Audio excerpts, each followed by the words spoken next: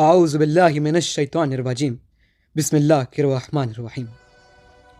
جناب قاسم بن حسن بن علی ابن ابی طالب کم عمری میں نہایت عبادت گزار اور صاحب تقویٰ تھے۔ آپ صورت اور سیرت میں امام حسن علیہ السلام کی تصویر تھے۔ شب عاشور امام عالی مقام نے اپنے اصحاب سے فرمایا، کل سب نے شہید ہو جانا ہے۔ جناب قاسم اپنے چچا کے قریب آئے اور کہنے لگے، چچا جان، کل شہید ہونے والوں کی فہرست میں میرا نام بھی ہے۔ امام نے جناب قاسم کو سینے سے لگایا اور فرمایا، بیٹا تم موت کو کیسا پاتے ہو؟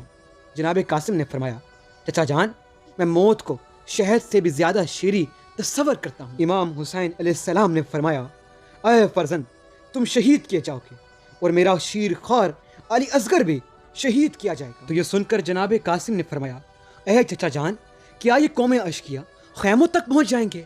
اس لیے کہ علی اصغر تو اس قابل نہیں کہ میدان جنگ میں جائے۔ امام حسین علیہ السلام نے فرمایا، اے فرزند، جب شدت پیاس سے علی اصغر کا حال متغیر ہوگا تو اس وقت ایک سوال کے جواب میں علی اصغر کو تیر مارا جائے گا، جس کے صدمے سے یہ میرے ہاتھوں پر شہادت پائے گا۔ یہ خبر سن کر جناب قاسم کے دل پر گہرا صدمہ ہوا۔ روز عاشور جناب قاسم بہت دکھی تھے۔ امام حسین علیہ السلام کے پاس آئے اور کہنے لگے، چچا جان، مجھے میدان میں جا کر کافروں سے جنگ کرنے کی اجازت دے دیں، کیونکہ اب مجھ سے روز عاشور کی مزید مصیبتیں برداشت کرنے کی طاقت ختم ہو گئی ہے۔ امام حسین علیہ السلام نے فرمایا، اے میرے بھائی کے جان، میں تمہیں میدان میں جانے کی اجازت کیسے دوں اور تمہاری دوری کو کیسے برداشت کروں گا؟ میں تمہارے اس نرم و نازک پیکر کو تیروں اور تلواروں کے میدان میں کیسے بھیجوں؟ میرا دل یہ سوچ کر بھی کانپتا ہے۔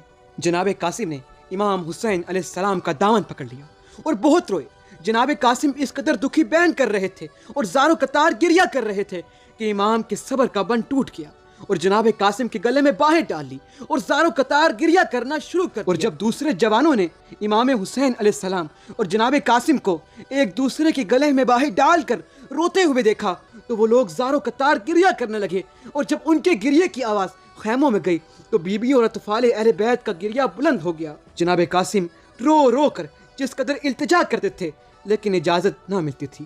جناب قاسم پریشان حالت اور روتی ہوئی آنکھوں سے اپنے خیمے کے ایک کونے میں آ بیٹھے، اور جناب قاسم اپنے بابا کی دوری، ماں کی تنہائی، چچا کی غربت، بھائیوں کی شہادت اور بیویوں کی بے چینی کی وجہ سے اس قدر افسردہ اور غمگین تھے کہ موت کے آثار نمایاں ہو رہے تھے، جبکہ ایک طرف دیکھتے تھے کہ باقی تمام جوان میدان جانے کے لیے حاضر کھڑے ہیں اور اجازت لے کر باری باری اپنی جانیں قربان کرتے جا رہے ہیں۔ جناب قاسم اجازت نہ ملنے سے مایوس ہو چکے تھے۔ زانوں پر سر رکھ کر غمگین اور پریشان ایک طرف جا بیٹھے تھے اور اپنی بے کسی یتیمی پر زار و قطار روتے اور ہر سانس کے ساتھ بابا بابا کہتے رہے۔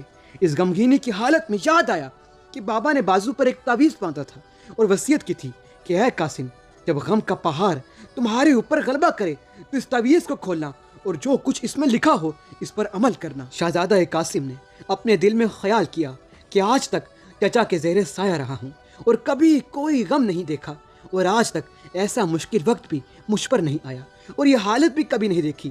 آج دکھوں کے پہاڑ میرے پاس آ رہے ہیں، بہتر ہے کہ آج تعویذ کھول لوں اور اس کے اندر جو لکھا ہے اس پر عمل کروں۔ تعویذ کو کھولا کیا اور دیکھا کہ بابا نے کہا ہے، اے قاسم، میں تمہیں وصیت کرتا ہوں کہ جب تمہارے چچا دشمنوں میں گھیرے جائیں تو کوشش کرنا کہ اپنا سر ان کے قدموں پر قربان کر دو، اور اگر وہ تمہیں جان قربان کرنے کی اجازت نہ دے تو بار بار اجازت مانگنا تاکہ اجازت مل جائے۔ جناب قاسم نے بابا کی وصیت پڑھی تو خوشی سے آرام نہ کر سکے، بلکہ فوراً چچا کے پاس آئے اور بابا کی لکھی ہوئی تحریر دکھائی۔ جو ہی امام حسین علیہ السلام کی نظر بھائی کی تحریر پر پڑی اور لکھے ہوئے مضمون پر نظر گزری تو اونچی آواز سے رونے لگے۔ شب عاشور خیمے کے باہر جناب علی اکبر اور جناب عباس کھڑے ہوئے باتیں کر رہے تھے۔ جناب علی اکبر جناب عباس سے کہہ رہے تھے، چچا جان، میں آپ سے پہلے جاؤں گا، اور جناب عباس کہہ رہے تھے، بیٹے مجھ سے تمہارا مرنا دیکھا نہیں جائے گا، لہٰذا میں تم سے پہلے جاؤں گا۔ اس طرح دونوں کا اصرار تھا کہ میں پہلے میدان میں جانا چاہتا ہوں۔ آخر جناب عباس نے کہا، اے بیٹے علی اکبر، اگر تم جاؤ گے تو مولا حسین کا نور نظر چلا جائے گا۔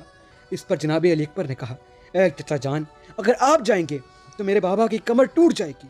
جناب عباس اور جناب علی اکبر میں یہ گفتگو ہو ہی رہی تھی کہ ایک 14 سالہ نوجوان دونوں کے قریب آیا اور ہاتھ جوڑ کر جناب عباس سے کہا، چچا جان آپ نہ جائیں اور بھیا علی اکبر آپ بھی نہ جائیں۔ مولا حسین نے اس جوان کو خود آراستہ کیا اور فرمایا کہ پہلے خیمے میں جا کر بیویوں کو الوداع کر لو۔ شہزادہ قاسم خیموں میں آئے اور سب بیویوں کو الوداع کہا۔ امام حسین علیہ السلام نے اپنے ہاتھوں سے جناب قاسم کے سر پر امامہ باندھا اور گود میں لے کر گھوڑے پر سوار کیا۔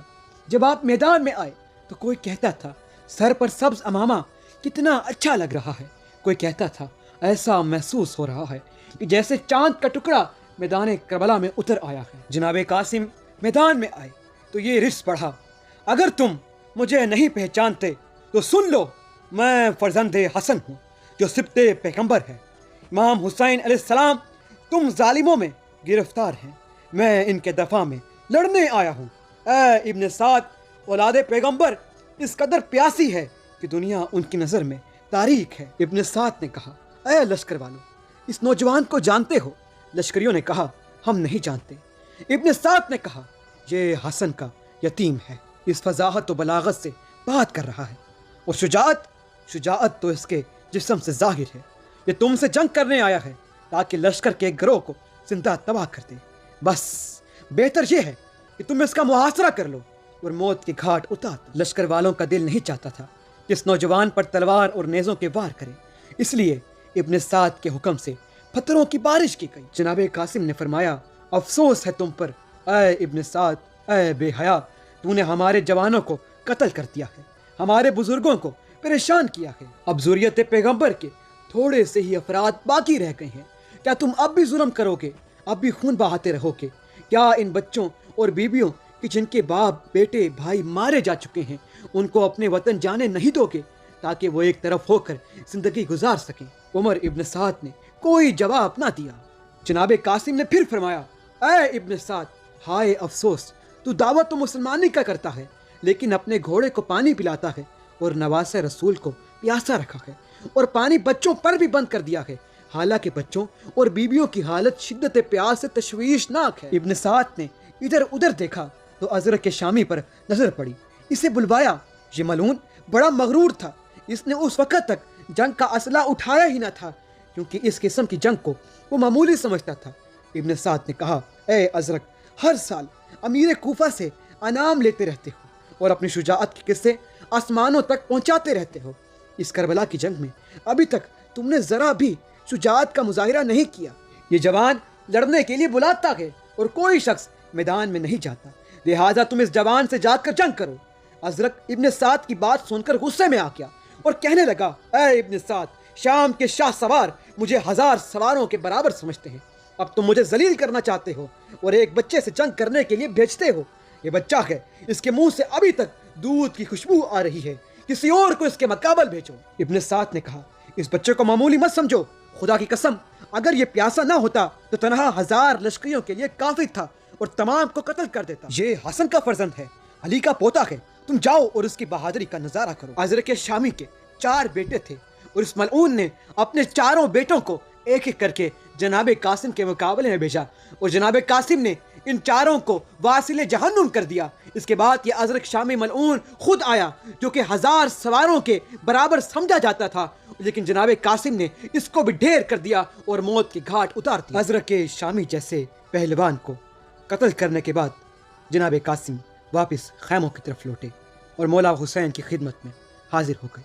فرمایا، چچا جان، ایک گھونٹ پانی مل جائے تو اس لشکر کو ختم کر دوں۔ امام عالی مقام نے جناب قاسم کو سینے سے لگایا اور اپنی انگوٹھی جناب قاسم کے منہ میں رکھ دی۔ اس کے بعد جناب قاسم جب میدان میں جانے لگے تو امام حسین علیہ السلام نے فرمایا، ایک مرتبہ خیموں میں چلے جاؤ اور الوداع کر لو۔ خیمے میں آئے تو ماں نے استقبال کیا اور فرمایا، قاسم، میں تم پر بہت راضی ہوں۔ پھر چہرے پر بوسے دیے۔ اب جب جناب قاسم نے میدان میں جانے کا ارادہ کیا تو گھوڑے پر سوار ہوئے اور میدان میں آئے۔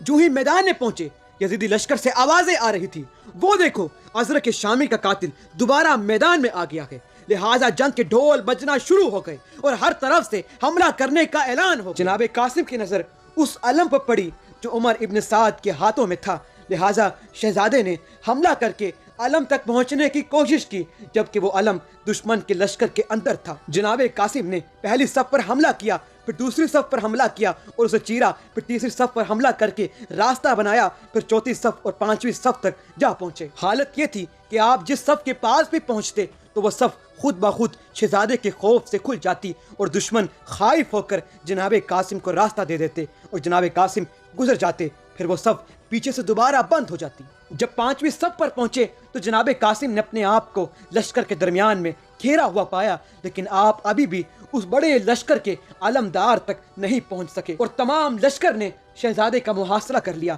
ہر طرف سے نیزوں اور تلواروں سے حملہ آور ہو گئے، زخموں سے خون جاری تھے، لڑتے لڑتے قاسم تھک گئے، بازو کی طاقت کمزور ہو گئی، اور جب لشکر نے دیکھا کہ جناب قاسم نہ جنگ کر سکتے ہیں اور نہ واپس جا سکتے ہیں، بلکہ اب ان کی آواز تو خیموں تک نہیں پہنچ سکتی، تو پیادہ فوجوں نے جناب قاسم کا راستہ بند کر دیا اور جناب قاسم جنگ میں مشغول تھے کہ کئی گھڑ سواروں نے ان کا محاصرہ کر لیا۔ جناب قاسم چاہتے تھے کہ لشکر کے درمیان سے باہر نکل آئیں، لیکن شہزادے کے گھوڑے کو اس قدر نیزے اور تیر لگ چکے تھے کہ گھوڑا گر گیا۔ جناب قاسم پیدل ہو چکے تھے۔ اسی دوران میں شبس بن سعد نے جناب قاسم کے سینے میں ایک ایسا نیزہ مارا کہ وہ پشت سے باہر نکل آیا۔